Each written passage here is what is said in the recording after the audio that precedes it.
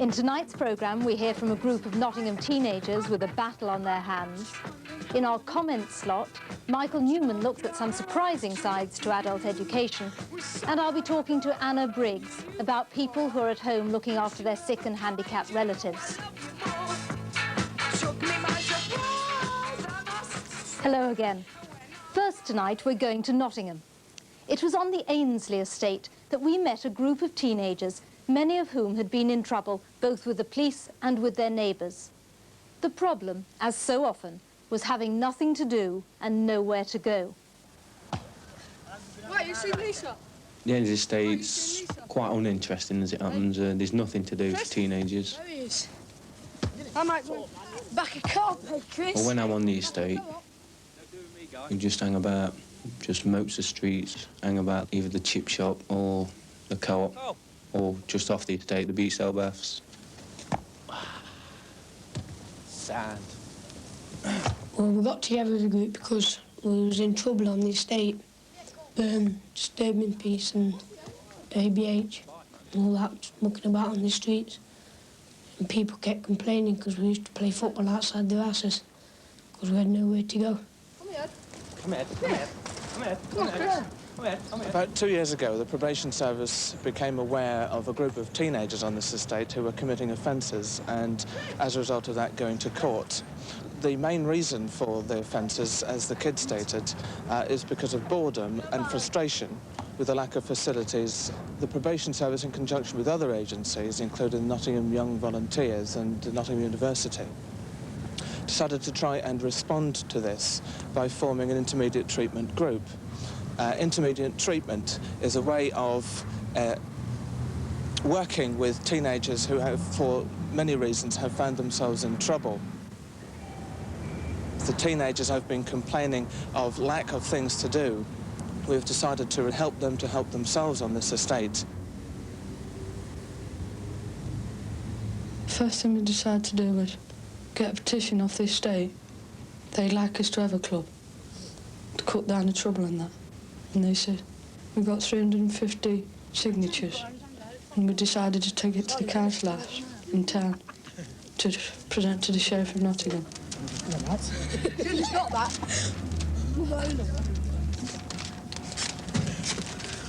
Some gooey guy, look at it. Personally, I felt out of place, but I made the most of it. Surrounded by silver and hardware like that, you know. Coming from an estate like this to a place like that, it seems a bit odd, but I made the most of it. Got me tea and biscuits down me and talked to the Lord Mayor and his wife and enjoyed it. Had his photo took, which we've got, and it was very enjoyable. The Lord Mayor, I believe, lives on Ainsley Road, and I didn't know this, actually, until I saw the big Rolls Royce or whatever it is come down the estate, and I wondered what was going off, and I saw the Lord Mayor get in. I was quite shocked, actually. Well, I was at home at night time and I had a knock on the back door. And three of these lads that I know have been in trouble with the police presented a petition in front of me and asked me if I'd sign it.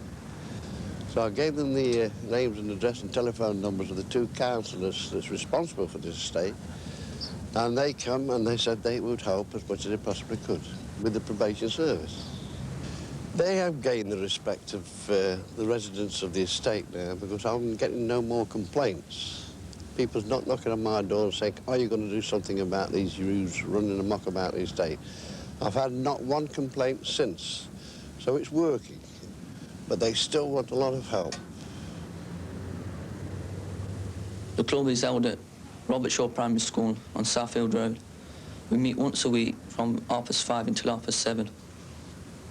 Well, that's the idea of all this, like, isn't it? To stop the trouble.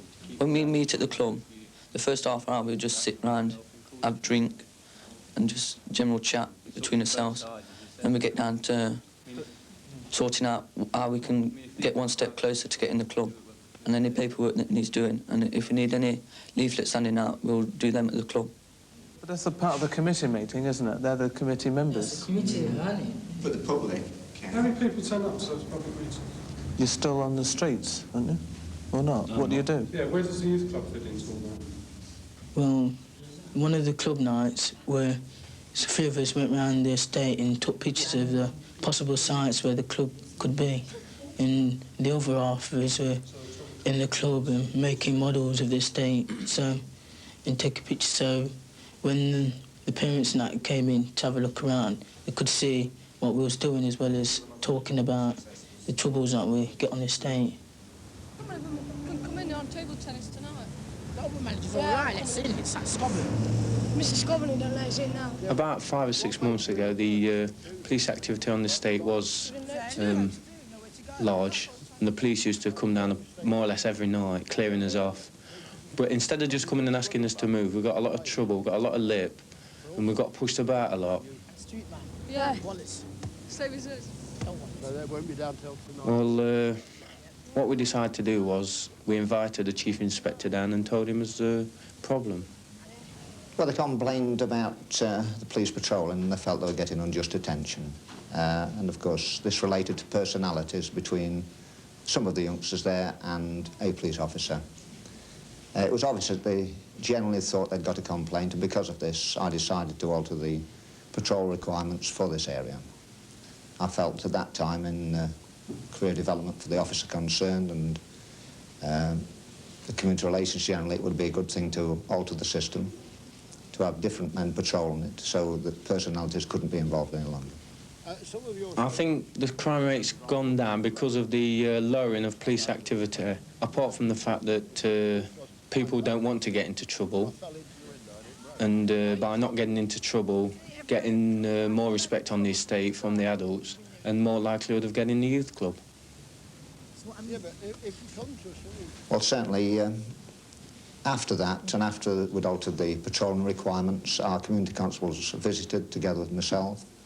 And I think after that visit, when I'd spoken to the children and asked them to cool the tempo, to try and assist us to assist themselves, they felt that there was a genuine effort on our part, and I feel to some degree we're more acceptable to them.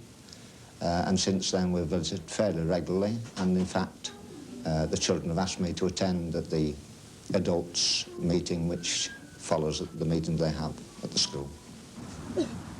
I think it's working. I don't think it's worked yet. I mean, there's still slight incidents of breach of the peace that's going off, but I think it's come a very long way. We got a committee together with the parents on the estate and club members because we was told, I think, by one of the councillors that you needed a committee before you could have a boys' club or a youth club. So we had to get the parents involved so we could have the youth club. Is there anything? You need us. We don't want to take over, no. But we are essential to you. The reason there's some concern over it is the youngsters feel, and these feel this, I mean, don't start going at me, that they're being took over by the parents. No, we have to enlist your help in order to get back to the younger element who probably are not able to comprehend why these delays occur, apparent delays. I think we've got to rely upon you, you older boys, to get back to them and communicate with them and explain to them in your terms exactly why these delays occur. The reason why I think they was thinking that the parents were taking over is the idea of turning it into a community centre and only letting them use it twice a night. We've said the reason why they've got it is to keep them out of trouble. Now, if they're in it 2 nights a week, there's still 5 nights a week they can get into trouble. We want it 7 nights a week when we get it. We want it every night of the week. Well, that's what we've heard. We've heard that somebody wants to turn it into a community centre. I think the term that should have been, it could be made available as a community centre also, as an appendage to your particular use. Well, we did primary. say as regards to fundraising and things like that. You know, like pensioners' coffee mornings and things like that. You know, the position at the moment is that we have agreement in principle from the County Council for a building to go on the Robert Shaw playing field.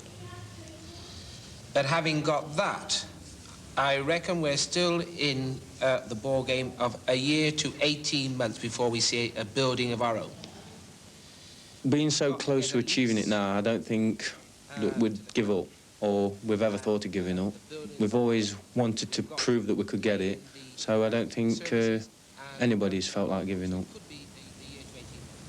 The residents on the estate, adults and parents, the local authority officials, the police and the 2 city councillors who work with the teenagers are now beginning to see them in a different light, seeing that they are capable and are responsible citizens in many respects.